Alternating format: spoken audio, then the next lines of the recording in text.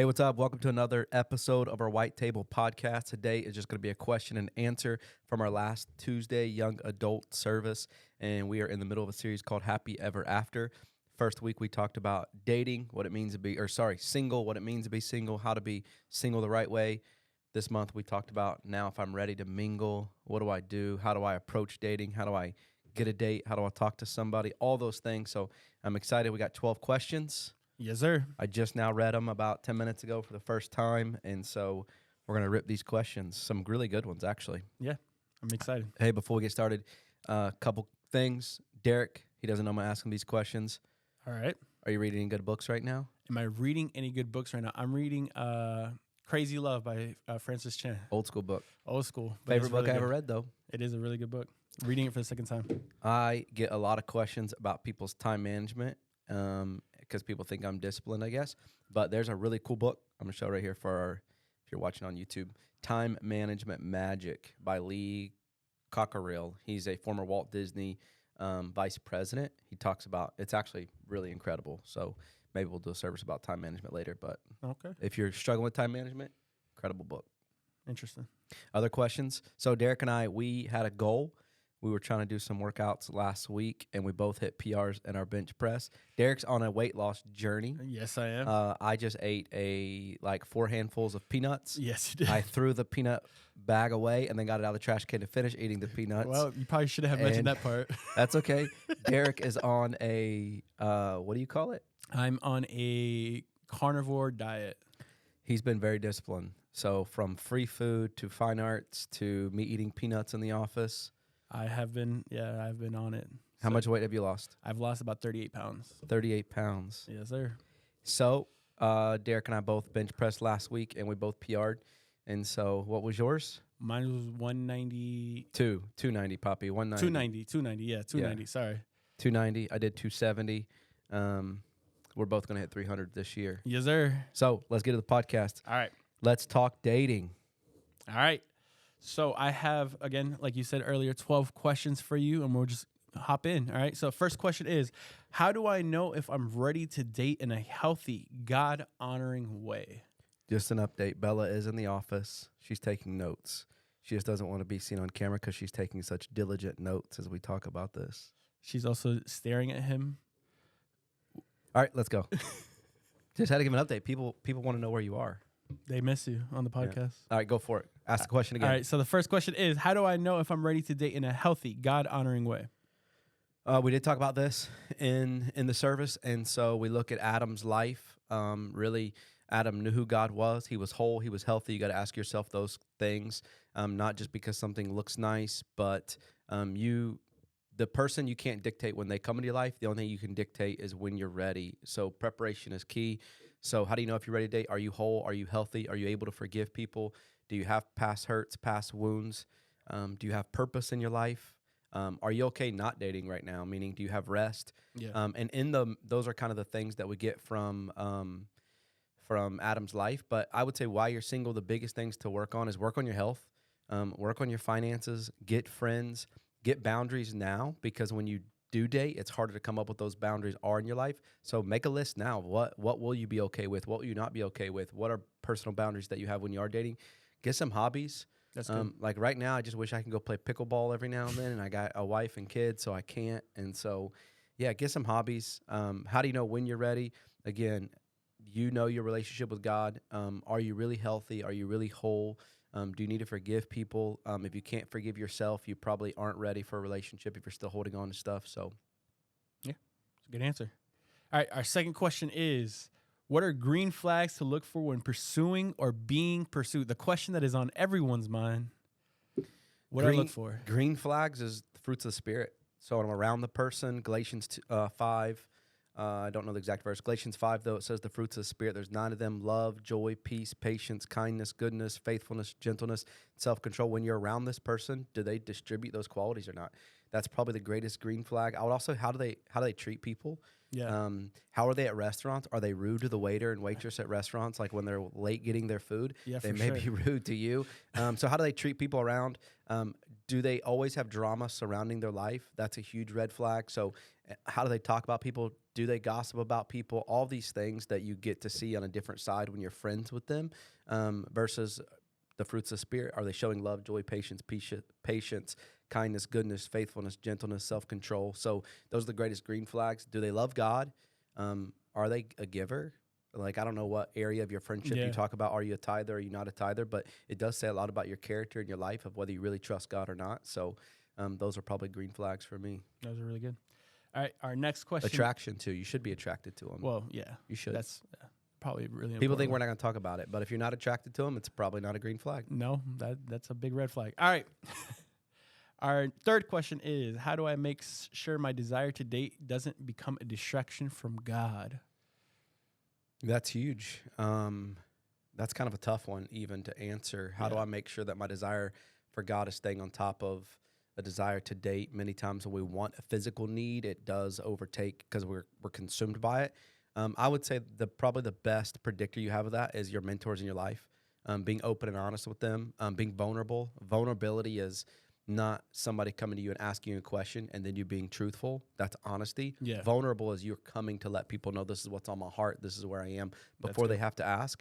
And so probably the greatest desire, I mean, if you're single, you have a desire to want somebody, like probably the people that you're talking to in your life can probably tell you, hey, you're too thirsty right now. You need to calm down, or, That's real. it's in balance, because there's going to be a balance of it. So probably get the right people to talk to you, put the right people in your life, and really understand what vulnerability is, and get vulnerable with somebody. That's good. That's good. All right. Our next question is there a right way to meet someone? Church, dating apps, mutual friends? Should Yeah. they be at the gym? Should they be Absolutely. coffee shops? Where You where should are we be- meeting these people? You should be around. You never know. I always joke around with everybody in the office and say, today might be your day. You never know who you're going to run into at a gas station, at a grocery store, at a coffee shop. We're all over the place. And so none of our stories are the same. Like the way I met my wife is not the same way that you met your wife, not Nope. the same that anybody else met their wife. And so, I would say get friends, hang out in groups. I think all of those are okay ways of meeting people. Mutual friends is huge. Live life, get to meet as many people as you can, get to meet some friends, travel, do some cool things, pursue God, Yeah. and we're all going to meet them a different way. Get a lot of questions on the dating app. So is it okay? Is it not okay? Tinder's probably not okay.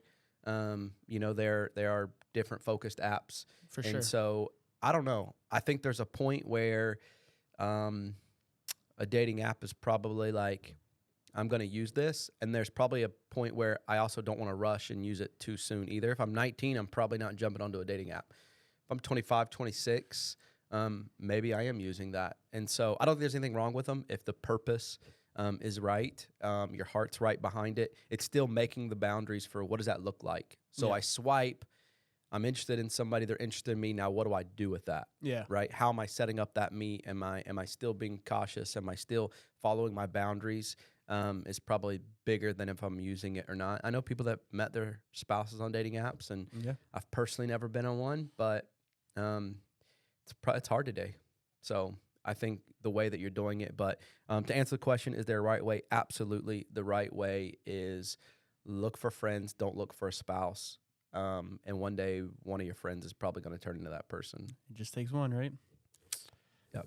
All right. So our next question, as we go a little bit deeper, this one's a toughie.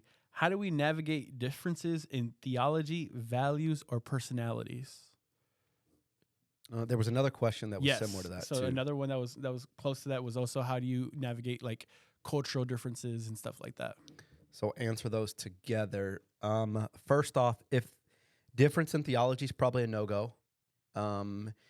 If they have different beliefs in theology and background, probably a no-go for me. That's just too much to navigate. Again, if I don't get into specifics, but Roxy did grow up Catholic. So I grew up Christian. So there was obviously a little bit of theology background. She wasn't really a practicing Catholic. They just kind of called themselves Catholic, went to Catholic school. So it was the most she identified with. She gave her life to Jesus, became a Christian.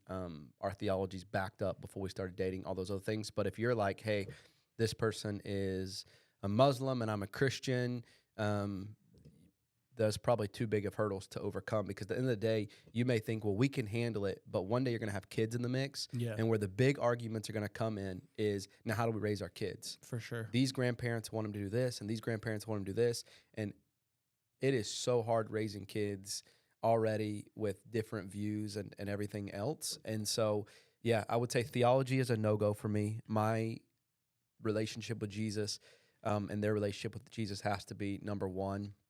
As far as what was it else, it was Values and well, personalities. personalities, opposites attract. So I think opposite personalities are good. We need those to balance each other out. They say one is usually the tightwad and one is usually the free bird. They say one is more organized and one is more whatever. I don't want to marry me. That would be boring, right? So you Yeah. want to marry somebody that brings the best and brings stuff out on you. So personalities, that's fun. It's okay they have different personalities, but you got to have conversations about it as well. Because some of your worst fights when you start dating will be not that they're a bad person, but there's just a difference in the way that you're viewing things or the way that you're, doing something. Values is probably the same as theology to me. Yeah, it's I would really assume. difficult. And so, yeah, I'm gonna make sure that I have the same values. Mhm. When it comes to holidays and all those other things, they're gonna be big one day to play out. So I'd probably, if I liked somebody that had a different value system than me or different theology, I would pray for them. And if that's really going to be my person, I don't believe in missionary dating. I don't believe in let me date them and then they're going to turn around. They're not. That's just not the way to do it. Yeah. And so pray for them and kind of go with that. But Yeah, our premarital counselor always harped on this idea that you can't expect the other person to change to what you want. So you got to, if you're going to be with that person, you got to be okay with whatever values and things that they already have coming into the relationship. good question. There was also the cultural aspect. My wife grew up Brazilian. I grew up obviously redneck, and so we dealt with that in our marriage. Yeah. My mother-in-law doesn't celebrate 4th of July, not big on Thanksgiving and other things. And since I've been in the mix, it's been a long time, but now she kind of does do all those things. But at the beginning, it was like, you don't celebrate 4th of, like, this is crazy. What are you talking about? And so just having conversation with those things, I think some of those cultures are fun. Yeah. Like, I mean, I love that my wife is a different culture. Some of those things are fun, but you do got to have conversations about it, because it can create some resentment and even hurt because of just the ways that they do. And so, yeah. That's good. That's good. All right. Our next question is it okay to break up if the person is great, but the peace isn't there? Yeah, absolutely. I think in every relationship there is hardship, and it's scary. So if you are doing it the right way, I want to just be careful when I say if there's not peace, because,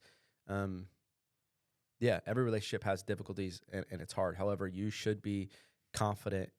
We talk about in the service, you can go back and watch the YouTube. I won't go into it now because it's too long, of how do I know if this is my person? Yeah. We talked about what the Bible says about submitting and loving and actually breaking that down. What does it mean? And so if I can't answer those questions, probably don't want to be with that person. But if you're not confident, don't waste your time. But I don't think you just break up and be like, screw you. Yeah. If it's, hey, you're a great person, like, you got to be vulnerable and be real, right? And so I know so many stories of people that broke up because the season wasn't right, they weren't ready, or whatever, the timing wasn't right. 3 months, 6 months, a year, 2 years, 3, 4, 5 years down the road, Yeah. they end up becoming back together. And so I think the biggest thing is you want to protect your friendship above all else. And so if there's not peace and you're like, maybe now's not the right time, yeah, absolutely, you have to. You're not, I mean, you got to love yourself enough to be like, this isn't for me right now. Again, it may not be there's no peace. It might just be the wrong time. And so, but be vulnerable, be honest. It's going to hurt. It's going to hurt that person, obviously. But you got to be honest. And if God wants you to come back together, he'll bring you back together when the right time is. That's good. All right. This next question is probably one of the most important questions. All right. Is how do I communicate boundaries without feeling ashamed or awkward? Yeah, you got to love yourself. And so I think the answer to that is be real, be vulnerable. They say that an unspoken expectation always leads to an unmet expectation. So if I have an expectation of you, if I have an expectation of my wife, but I'm not communicating that to her, then it's unfair for me to like hold her to that standard as Yeah. well. And so, yeah, you got to be open. Again, talked about it in the service a little bit. Even some of the things that Roxy and I had with almost breaking up because of those things in our relationship when we were dating. Um, yeah, you got to get over the awkwardness. It's too important, and they probably want to have that conversation with you as well. Yeah. And so somebody just got to break the ice. And so it's easy to do. Sit down, have coffee, and just be like, hey, there's things that are really important to me in my life, and you're an important person in my life. And so I want to make sure we're on the same page with these things. And then just break it out, write them down. So that way, when you're talking, you don't get confused or you don't miss something. But I would write down, hey, here are the things, here's the 7 or 8 things that I want to talk to you about. And the way I would approach it is, hey, I got some important things in my life that I want to protect and that I want to live my life by. You're an important person in my life. And so I want to make sure that we're on the same page with these things. And then just bring it up. And that's going to tell a lot about that person, right? Maybe they don't agree 100% with them, but do they respect you Enough, and where yeah. you are? So you just got to get over it and do it. Yeah, that's good. All right. So our next question is, what does true accountability look like in a dating relationship? Real vulnerability. Again, so we mentioned that in one of the other questions, but a lot of people think that real accountability is when you ask me, I'll tell you. That's not accountability, and that's unfair for your mentors.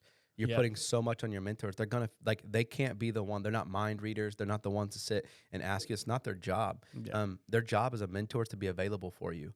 So when people ask me, will you mentor me? Absolutely, if I feel like that from the Lord. But that doesn't mean that every day I'm going to be asking you all the questions and everything. What it means is I'm available for you. So when you need me, you can call me. I'm here so that you can ask questions too. And so everybody doesn't need to know your business, but somebody does need to. And so it's a real vulnerability and understanding what vulnerability is. And that means you're going to them and sharing with them before they have to ask you out of it. And you may not even know how to process or how to say certain things, but you're just talking to this person about it and having regular check-ins, even when everything is good. And so if that is, hey, once a month, me and my mentor, we have a check-in about our relationship. Yeah. Whether it's good, whether it's bad, we're keeping that check-in. We're not, oh, well, nothing's happening right now, so we don't need to talk about it. No, because then stuff begins to happen. Because what a mentor is they're seeing your blind spots. And so you're sharing about your relationship, and then they're able to kind of steer you right or left, or, hey, just think about these or be careful about these things.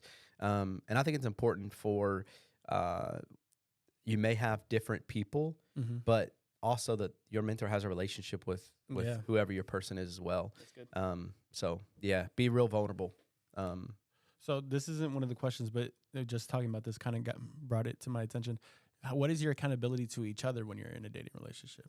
Because it's different when you're married, and there is a level of accountability that you want to have with each other. But what does that look like in a dating relationship? Yeah, I mean, I think it's huge. I think whenever you've got over that awkward conversation of here's what my boundaries are, your accountability is to keep those. That means, let's say, hey, my boundary is, I'm just going to throw something random out. My boundary is, I don't want you to kiss me when we're in the car.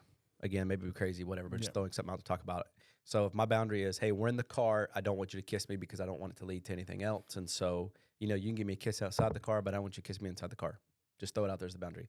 If somebody breaks that boundary, you got to be able to say, hey, you broke my boundary. It doesn't mean that today we're done, we're breaking up after one time, whatever, but you got to be able to have a conversation about it. I got to be able to have a conversation with my wife if she does something that hurts my feelings, because if I don't, little hurts turn into big hurts. Little hurts will eventually lead to resentment.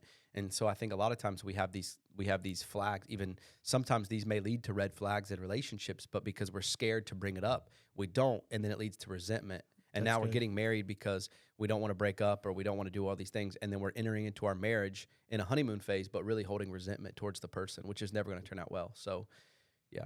That's good. Glad I asked it. All right, our next question is, how can I tell if someone is really spiritually mature or just performs well in church settings? Oof.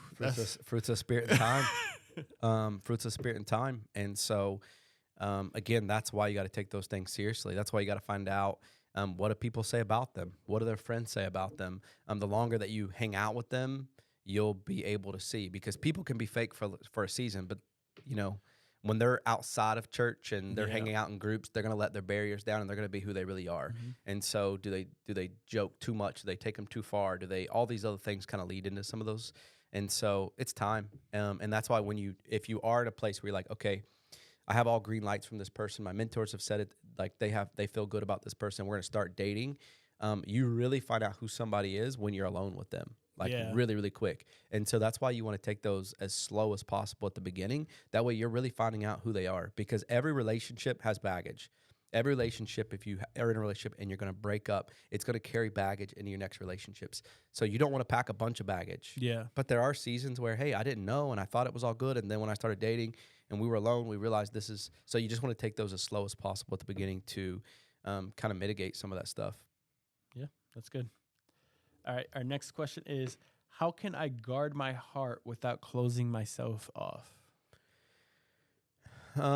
Again, it's conversations, it's communication, it's here's my expectations. That goes even again with in past relationships, you build up a wall because you've hurt because they treated you this way. I just had a conversation with somebody recently, the last couple weeks, and they were treating their boyfriend like their ex-boyfriend, meaning their ex-boyfriend wasn't the greatest. And they got hurt, so now they're treating their new boyfriend out of the lens of the hurt, which is unfair to their new boyfriend because he didn't do anything. Yeah. And so, yeah, you got to guard your heart, go slow, but then also have the conversations, be honest, be real with each other to let hey, I'm going to take this slow. Here's where I am. Again, that's the importance of just becoming friends first, because some of that stuff just kind of goes away when you're friends and you really get to know who somebody is in a group setting. That's good. All right. Our next question is, when should I involve mentors or leaders in my relationship journey? When do I bring them to my mentors? ASAP. The moment that you look and say they look good, your mentor should know about it because they're watching out for you. Yeah. And they may know things about that person that you don't know, or red flags that you don't see. Love is blind, right? We can say it. And so when I think I'm attracted to this person, I'm going to see flags or flaws that I'm just not going to look at because I'm so attracted to one part of them. Yeah. And I'm not going to see it. That's why I need people to be talking into me so they can say, hey, I know you think this right here, but we also got to take into consideration all the things that you're not seeing. And so as soon as possible, I mean, if you really have a real mentor, they should know when it's a crush and be walking that whole journey with you. That's good. That's good. All right. Our next question is, what role should prayer and fasting play in dating decisions? Yeah, I mean, I think absolutely you should be praying before you jump into it to remove those things. Not only prayer by yourself, but again, prayer with other people, asking them what they think and stuff like this. And so, yeah, I don't need to go total into it. We obviously are Christian based, and so prayer, fasting, our relationship with the Lord determines all of our decisions. So obviously he should be included in those things. That's good. So that was the last of our relationship and dating questions. This next question can kind of fall into that as well, but it is, how do you keep yourself from falling into the trap of discontentment? So discontentment is comparison. And so why are you discontent? Because you're comparing what somebody else has. Comparison is a trap from the pit of hell. Yeah. If we look at the Bible, Satan, his first move was he compared himself to God, which is then why he got envy and prideful, because he thought he should have what God has. Yeah. So you look at other people and you say, I think I should have what they have, and now you're acting just like the devil had. And so comparison is the worst trap, the worst game. I love social media, but it's the flaw of social media. I can give it all I got, preach a message, go home, and feel terrible because somebody else did it better. Yeah. Their service was bigger, this was bigger, and it's everything in life, right? I just bought a new car, and this person's car is better, or whatever it is. Like the comparison trap is the biggest thing that holds all of us back. And so I think it's what keeps us discontent, though, because we're looking at what somebody else has and says, well, I should have what they have, versus you got to be content in the Lord. Like he blesses at different seasons. And we just got to know that. So we got to keep our faith in him. We got to keep our trust in him. Again, Satan looked at God and said, I want what he has. I deserve what he has, which is what created the envy, which is what created the pride in his heart. And so we don't want to act like that. David and Saul, we look at what Saul lost his authority because he had contempt for David, because they started singing the song, Saul has killed his 1,000, David has killed his 10,000. So now he grew in comparison of, why are they talking so much better about him? And eventually that's what led to his fall. I wrote this down just when I looked at it, that David made himself in private so that God could elevate him in public. We're trying to make ourselves in public, which is where we fall. And so, there's one scripture, 2 Corinthians chapter 10 says, don't worry, we wouldn't dare say that that we are as wonderful as these other men who tell you how important they are, but they are only comparing themselves to each other, using themselves as a standard of measurement. How ignorant. And so, how ignorant Wow. it is that I would take a calling that God has given me and compare it to you. Wow. Your calling is different. Your race is different. I have my race. I have my calling. I have to run it. Bella has her calling and her thing, and she has to run it. All of our races are different. Yeah. All of our anointings are different. And so, love Jesus. Be satisfied with what he's gave you. And if you're mad, take it up with him. If you're frustrated, take it up with him. Don't grow comparison in your heart. I want to celebrate with people that are better than me and that are being blessed more than me, because eventually that rubs off. And I think, talk about dating, talk about everything, the most perfect, what am I trying to say? The best quality, the most attractive quality in any person is willing to serve and humble. You can never be mad at a humble person. Yeah. So what I want to grow in my life is I want to be more humble. And part of humbling is celebrating people that have more than you have, because I'm humbling myself That's to good. do that. So it's all the questions. That's all You the got a last questions. minute, Bella, you got a last minute question over there? Anything ring in your ears? No, I think that's all we have. Yeah, I'm good. All right. So we'll see y'all next time. Remember, we have our young adults. It will be the second Tuesday of the month, this coming up month in June the 10th. June the Because 10th. I'm going on a Disney cruise. So he's going on a Disney cruise, and we're going to push it back. And I'm selfish and don't want to miss service. There we go. But we would love to see you there. And if you have any other questions, please reach out to us. We love y'all. See y'all. Hey, highlight really quick. Leilani last time texted me and said she loved. I think did. she posted and said, love the podcast. Hey, if you have any feelings, if you don't have anything nice to say, don't say anything at all. But if you have something nice to say, please share it. Let us know. Yeah, we would love that. Love to just try to get the word out. Again, not trying to build a huge platform, but want people to hear this that it might affect. And so if you enjoyed it, let us know. If you got we're new to it, so we're not professionals at all. Nope. We're sitting here at our white table that we do life at, just trying to talk, answer questions you have. So if you have any feedback, please text us, share us, DM it to us. Love to hear from you. And yeah, see you next time. See you next time. Bye.